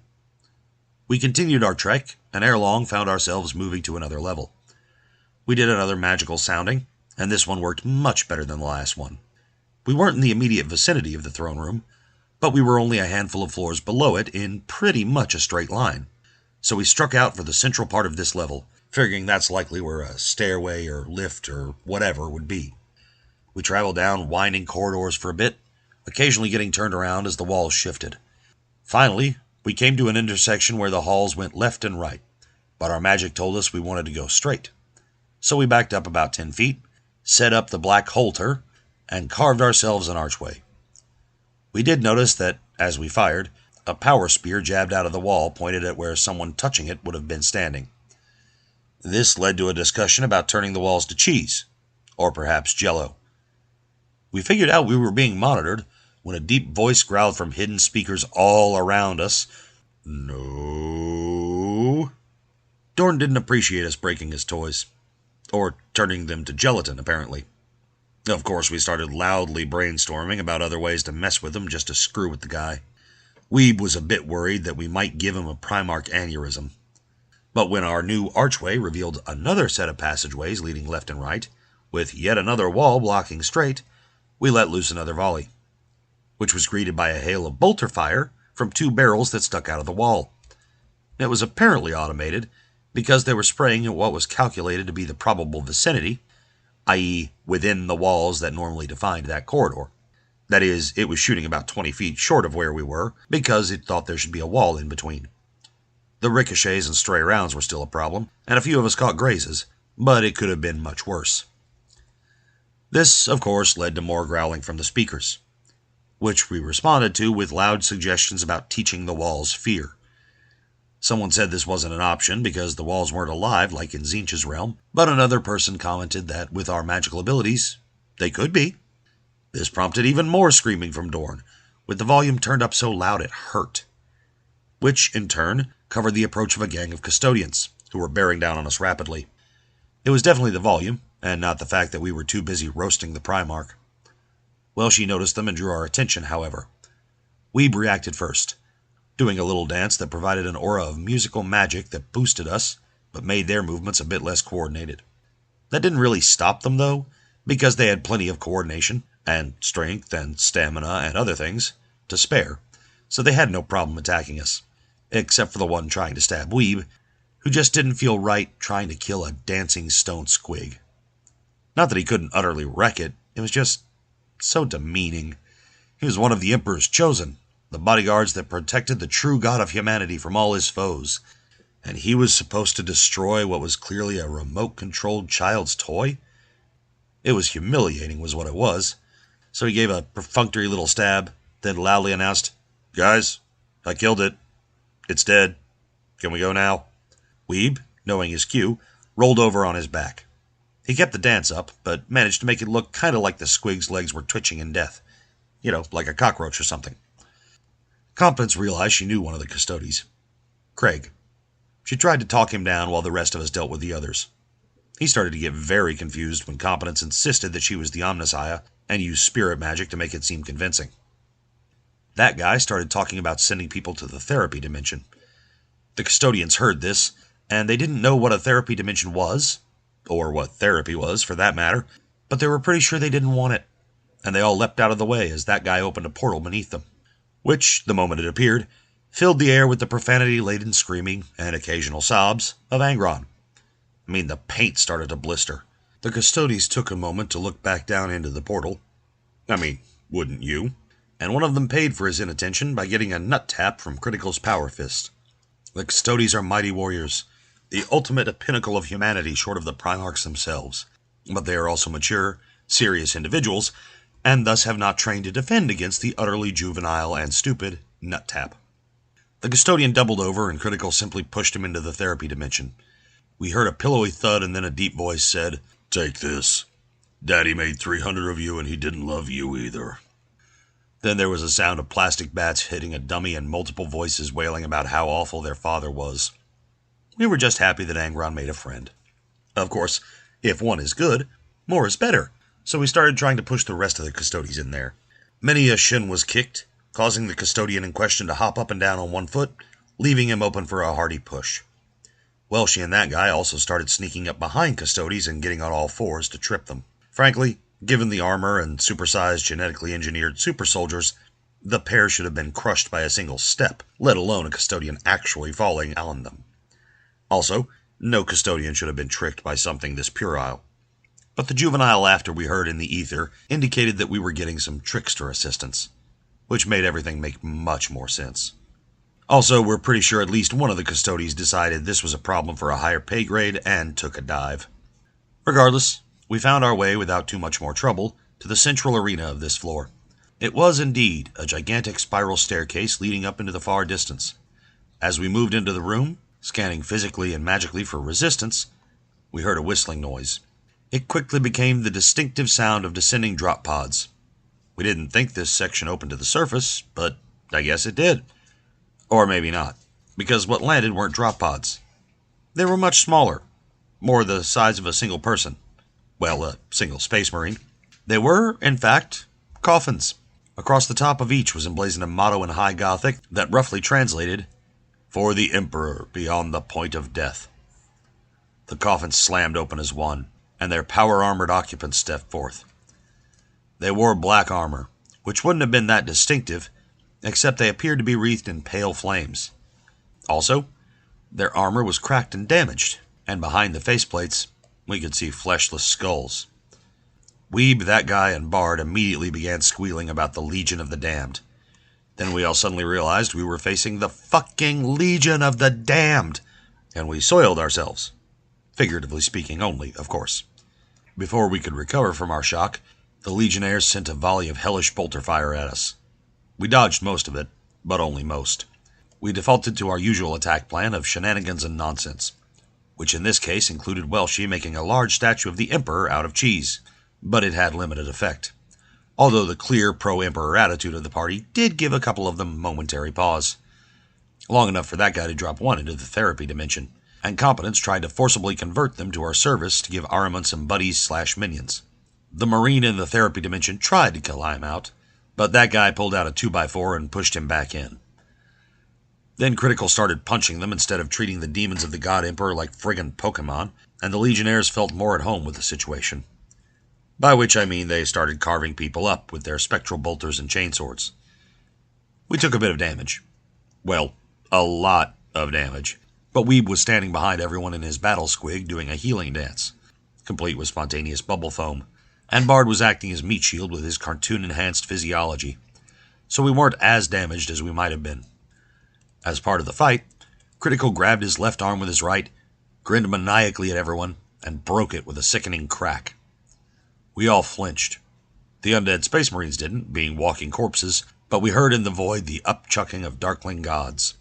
There's some things that are just wrong. To be clear, a madman being driven to destroy himself by warp shenanigans, that was perfectly fine.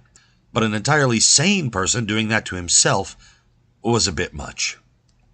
Still, we all felt entropy coalesce around us as Critical used his limit break. He misunderstood the name, apparently, to grant us all some extra luck. In game terms, we all got 10 auto-successes to use on a roll of our choice, which was very handy, especially for Competence, who used the power to activate her limit break, ripping open the barrier between dimensions to anywhere or any when in the multiverse she chose, which, in this case, was the therapy dimension. You know that swirling, pulling vortex that occurs when you see a black hole or a depressurization or something like that? Imagine that, but with cotton candy. There was a moment of pink, fluffy confusion, and suddenly the Legion of the Damned were gone, with only the lingering screams of therapeutic rage left behind, and a sickening squelch as Angron found the Cheese Emperor and started working out some emotions on that. Bard wondered offhandedly about what giving therapy to a creature made of pure, mostly negative emotions might do, and we made a note to throw in some recording equipment to watch. For science. We continued on, and we knew we were in the right place when we got to the next floor, because of all the gold. Now, everything had been covered in gold since the moment we stepped foot in the palace, but now the gold was covered in gold leaf.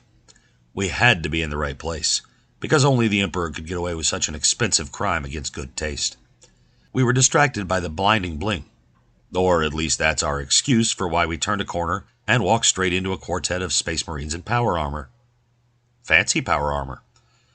Fancy gray power armor, with lots of symbols and sigils and thingies inscribed on it. We weren't sure if they were there to deal with us or to deal with the Emperor, but they were definitely a problem. Everyone paused, then we leapt to the attack before the Grey Knights could bring their own psychic bullshittery to bear.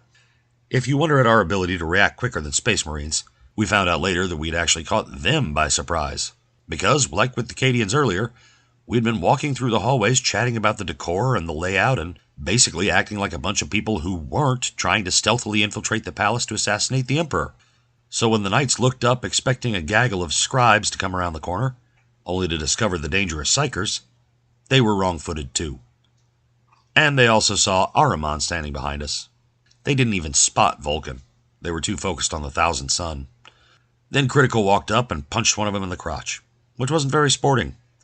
We tried to stop him, telling him that these guys were supposed to be on our side, so he did pull the punch a little.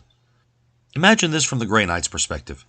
They see people come round the corner, discover that the scribes they thought they were are psychers, spot one of the most dangerous traitor psychers in existence walking around the palace with these idiots, then one of the mortals walks up, pulls back to punch a Grey Knight, and the rest of the squishy mortals shout, "No, you fool! We need him alive!" And the mortal shrugs and punches, shattering holy power armor and downing the mightiest of the mighty Space Marines with one nutshot. And the rest of the psychers aren't even impressed, more mildly annoyed that their stone squig toy now has to spend time healing the Grey Knight. It was a weird day for them, is what I'm saying. And one of them got the chance to talk about it with a Tyranid and a cardigan and reading glasses when he was suddenly therapized. For the remainder, Competence used her powers gained from eating the Void Dragon and becoming the Katana Saya to speak to the Marines' power armor, which was not really a thing they could defend against, because it's not a thing they really expected. She told the armor to lock in place, and it did. Even without working speakers, we could hear an array of the shouts along the lines of, "Why won't you work, you hunk of holy junk?" along with some psychically potent curses that caused the nearby gold leaf to rust. After a moment, that guy opened up a correspondence portal to our ship, and Whiny and a couple of his Gretchen assistants came out with hand trolleys, tipped the locked up but loudly cursing knights onto them, and rolled them back aboard. Although after a minute we moved them to the scrumble zone just to be careful. After this, we found our way through a few more halls until we felt we were close, then bashed through a wall or two until we found ourselves just outside the throne room. Inside, we saw Kitten, Magnus, Rogaldorn, Jagatai Khan, and the 3 stripper Custo-deez standing guard over the Emperor. We took a minute to prepare, then began our attack with our greatest weapon, confusion. Competence strolled straight into the room and began giving a status report to the Emperor. Ignoring the many lethal things aimed at her, she said, "Sup, guys? So we've accomplished all of our objectives. The tower well on the way to joining the Imperium, thanks to our anime initiative. We've successfully made contact with the Eldar sects. The Craft Worlders will be going to their own universe shortly, and the Dark Elders have been suborned and are starting soup kitchens, dealing a devastating blow to Slaanesh that we can capitalize on in the next decade or so. We retrieved Jagatai. Hi, Jagatai." He gave a little wave. "We've contacted Nurgle and gotten him to agree to be less of a dick. His wife helped, and we got him to go for quality over quantity when it comes to life. After that, we put the terror of us into Tzeentch. Oh, the Rubric Marines are ours now and have their bodies back. And this is Araman. He works for me now. And we've begun our initiative to suborn, by which I mean eat, the Tyranid hive fleets. Only a localized effort so far, but we project having them dealt with by the end of the century. Sanguinius has been restored and is doing a meet and greet outside at the moment. Same with the Lion. We found the Star Child. I think that just about covers it. Oh, right. And the Void Dragon has been dealt with, and I own Mars." This led to a lot of puzzled, "What's a Void Dragon?" from the assembled Primarchs and Custo-deez, and a pointed silence from the Emperor, until he finally asked, "Dealt with how?" "Well, turns out dragons are crunchy and taste good with queso. But we're using that to give the Necrons their souls and mortal bodies back." There was a deep silence around the throne room. The various weapons were held slack as everyone stared around owlishly, trying to see if there was actually a fight or something happening. This gave us an opening to strike.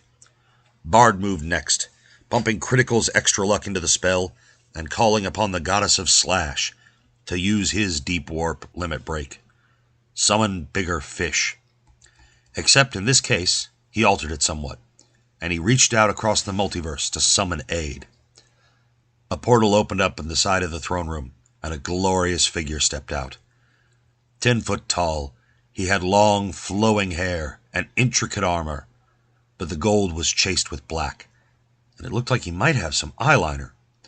The Custo-deez looked at him and froze, recognizing the face of their beloved Emperor, but whole and mortal and angsty. Bard introduced him as a version of the Emperor from an alternate timeline. "Yes, in my reality, my treacherous son Horus killed my companions and left me with a permanent wound in my heart. If only I had someone loyal and strong enough to lean on, who could teach me to trust again, and maybe even to love." He turned with a toss of his gorgeous locks and stepped back through the portal, saying, "Excuse me, I have to go brood now." The 3 stripper Custo-deez looked at one another for a beat. Then as one man, they literally dove through the portal. The spell had worked better than Bard could have hoped. Summon bigger thirst trap. Although Bard was completely out of it, and stumbled around having fights with people in a different part of the multiverse. It took him a little while to remember what reality he was in. As everyone was blinking away the after-images of the stripper Custo-deez, she moved into the center of the room with a flip chart and began giving a presentation on their competence versus ours. See 10 millennia versus a couple of years, arguing that they should all just take a nice, long vacation and let us handle everything. That didn't work, despite the accuracy, probably because the main message of, "Life will be so much easier if you just admit we're better than you." But he made several points that were pretty distracting. Critical, on the other hand, had been healed by Weeb and was spoiling for a fight. He ran up and took a swing at Dorn, which led to a back and forth between the two. Critical mostly surviving because of magical nonsense. He claimed he could actually see the relief in the Primarch's eye as he tried regular old-fashioned violence instead of being weird about things. While this was happening, that guy sidled over to Kitten and asked if he wanted to just give up, because things were going to get strange. The Captain General swore he would never willingly abandon his Emperor, no matter how many sexy alternatives we tempted him with. That guy said, "Good, I was hoping you'd say that," and opened a portal to the therapy dimension under Kitten's feet. The remaining Primarchs paused as the room was filled with screams of rage coming out of the portal, and Competent said, "Oh yeah, we captured Angron and are making him undergo some much-needed therapy. Say hi to the Emperor, Angron." "I hate you, Dad." He says hi. "We took the nails out of his head and he's much happier now." The Primarchs agreed that this was, in fact, a substantial improvement. A laughing Jagatai started to engage with that guy, who did his best to dodge back and offer the White Scar's progenitor some therapy as well. From the throne, the mechanized voice of the Emperor called, "You don't need therapy, boy. Therapy is for the weak. That's why my worst son is in there." Weeb countered that we haven't even met Lorgar, which won him a mechanical laugh. Also, that comment from Big E kind of explained a lot about the state of everything.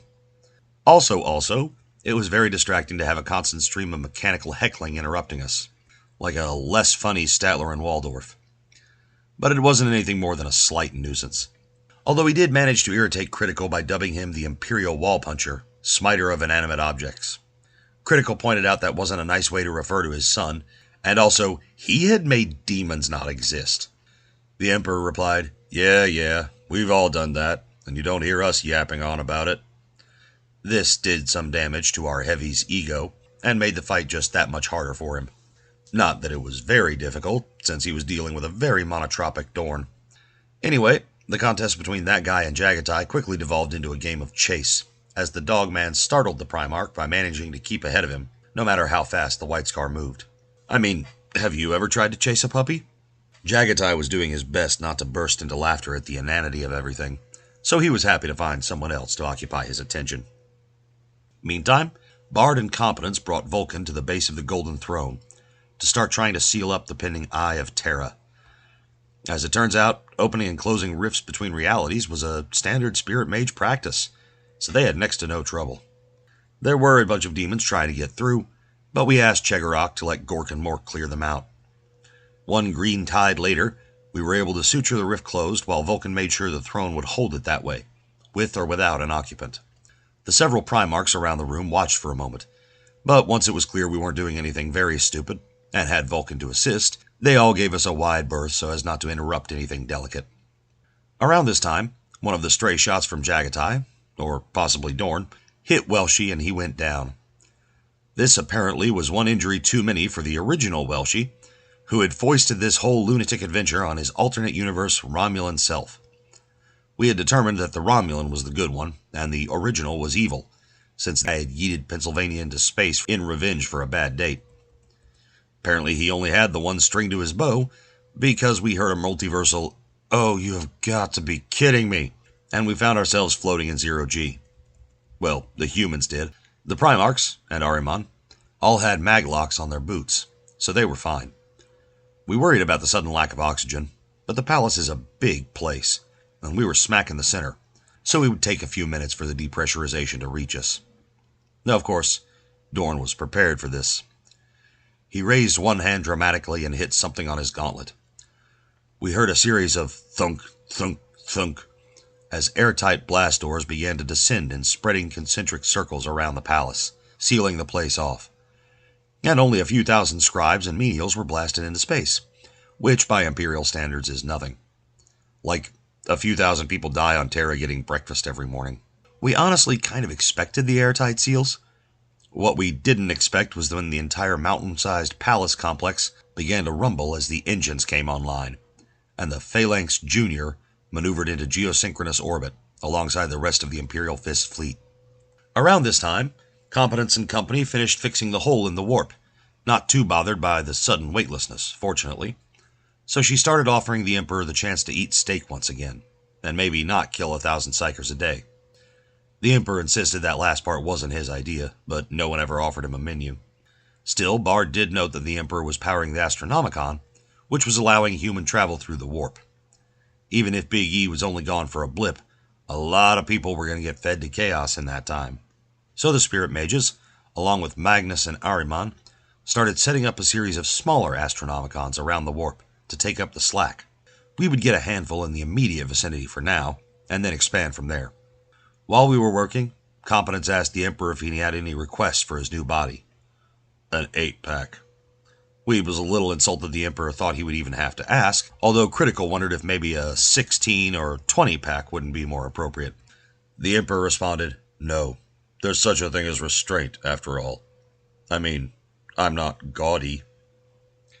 The fight was basically over at this point, except for Dorn and Critical, but they seemed to mostly be having fun rather than actually trying to do any real damage. Dorn, the fortifier, kept making little castles, and Critical, Bane of Walls, kept knocking holes in them, giving Dorn an excuse to upgrade. Before long, there was a cardboard box with functional turrets, though they were literal pea shooters for scale. Whiny was called, and he had a great time manning the guns and shooting green smiley faces into things. They were having a blast, and we were happy to see that Dorn had made a friend. Although it was a bit difficult to bash each other until Competence reminded Dorn that he had also installed artificial gravity generators, and we all thumped to the floor. There was a tense moment when Welshie tried to ply people with tacos, though. It was Tuesday, igniting an old argument between the Imperial Fist Primarch and the Emperor about the appropriate taco day. This devolved into a shouting match, and the combat was well and truly finished. Once we had the backup Astronomica up and running, it was fairly easy to convince the Emperor to let us kill him.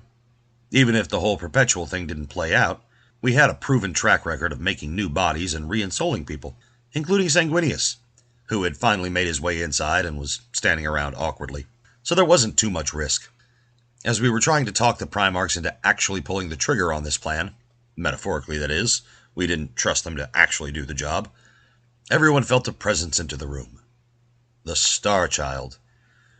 As the Primarch stared, stunned, the physical Emperor said, "Ah ha ha, just as planned. This was my galaxy braid idea all along, to have you cause havoc around the universe so weird that neither the Xenos nor Chaos could keep up, then come here to beat up my armies and show them just how pitiful they've become, before killing me so I could return, because none of my sons could get the job done." There was a small, "Hey," from Magnus at this.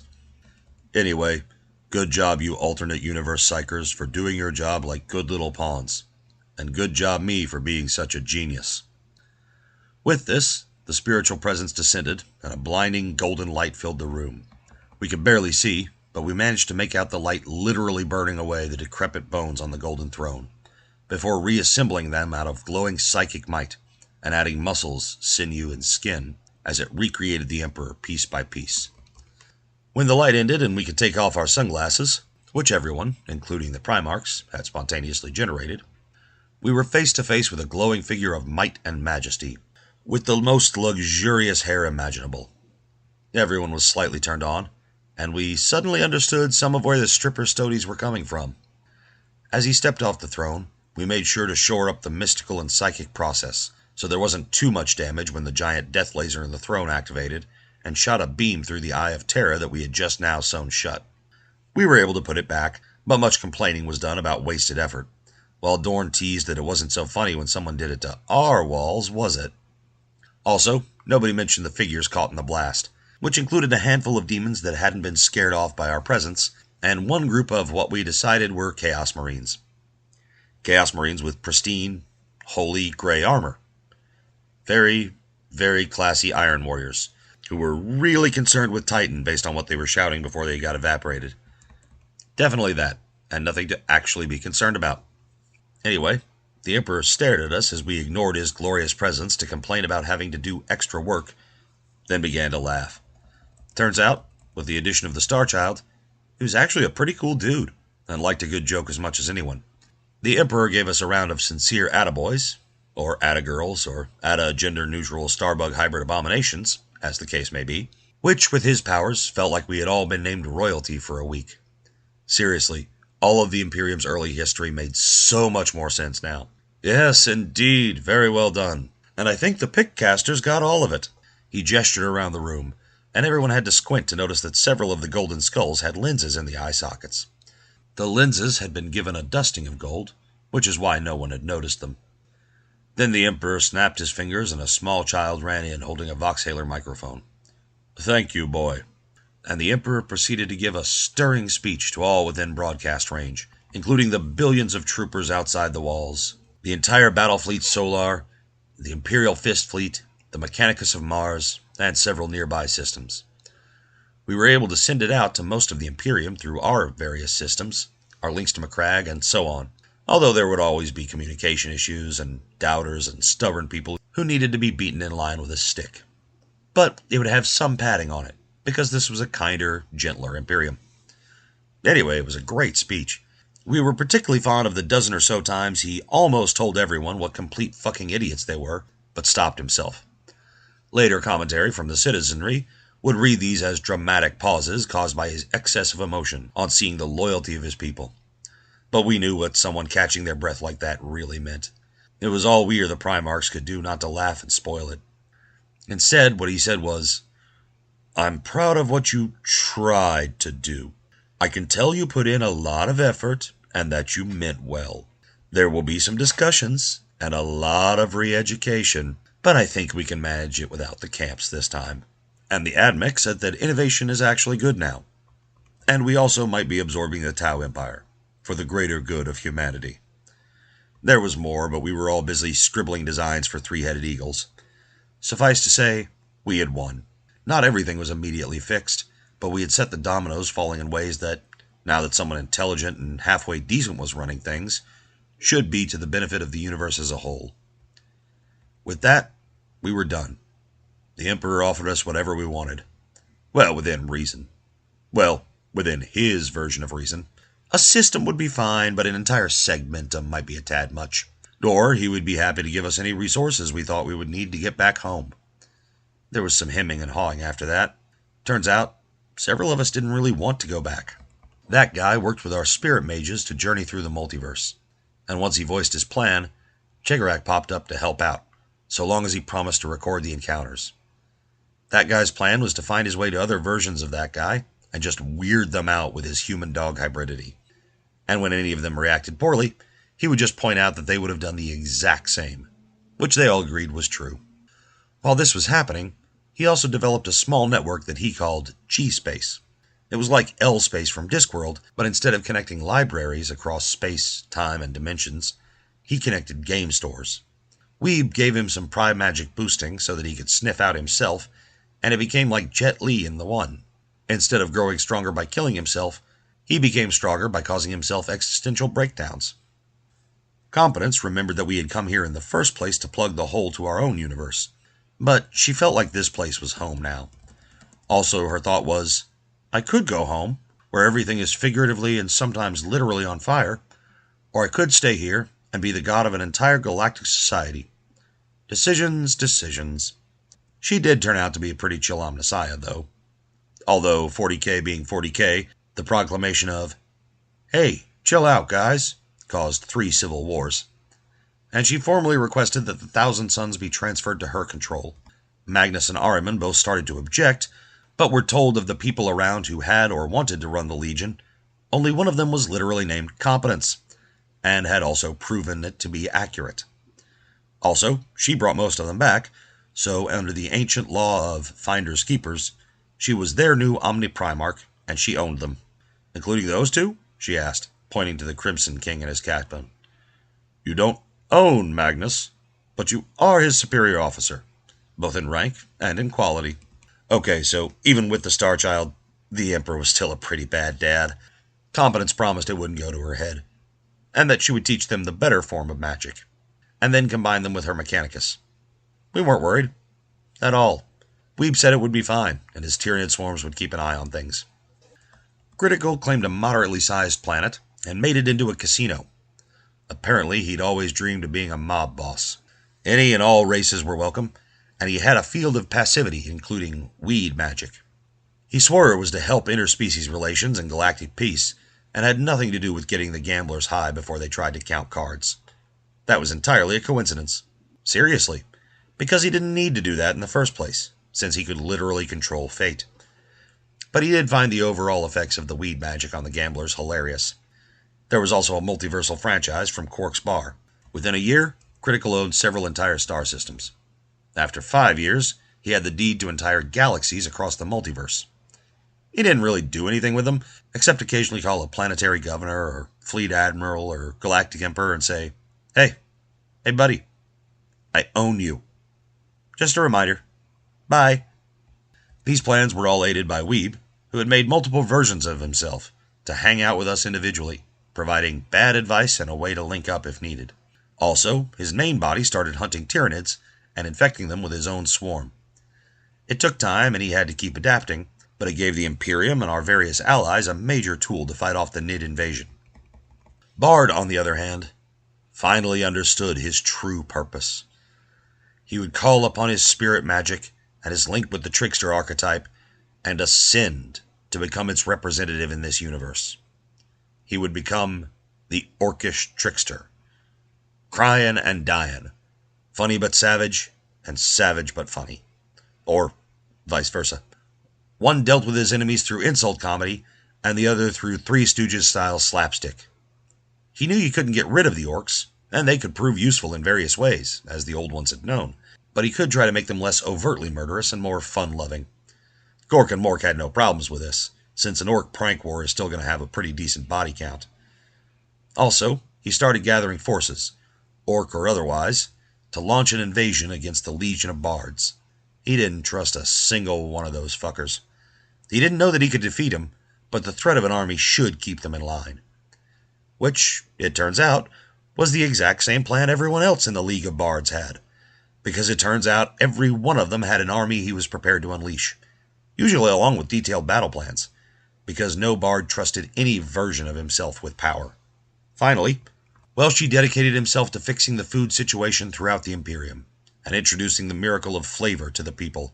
Weeb helped him by magically producing food that was nutritious, delicious, and needed next to nothing to grow. He was declared a saint within a week, and had the Holy Church of Deliciousness devoted to him by the end of 6 months. We had to have some conversations with the ecclesiarchy, but it was eventually recognized as an orthodox branch of devotion. Finally, we gave the Primarchs and the Emperor access to the Scrumble Zone, and the therapy dimension. We let everyone out except Angron, who, after having been there for 5,000 years, time flowed differently whenever we decided it did, was now a certified therapist, and was helping other visitors uncover their true psychological needs and self-worth. He even had a pleasant sweater, small glasses, and slippers. A bunch of our demons were sent to assist him. We then sent out separate portals to inquisitors and arbitrators around the galaxy. They thought they were being brutal and terrifying, throwing prisoners through a magic doorway into an unknowable dimension from which none ever returned. We didn't tell them that there was another exit once the prisoners had completed their rehabilitation and were judged by Angron to be healthy and functioning members of society. We also didn't tell the Emperor what Angron was up to, because the poor guy was doing so well. In the end, we made a heaven for the 40K universe. And it was just therapy. That really says it all, doesn't it? End of Mage 40K.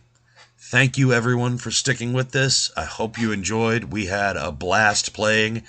Obviously, we were very silly, very abusive of the canon, but in a lot of fun ways. And when I run games, it's usually rule of cool style. So way over the top, big galactic dimension, big galactic powers, and it was a blast. Everybody had a great time, even those of us who didn't know that much about 40K. So I hope you enjoyed listening, and have a good one. Take care of yourself.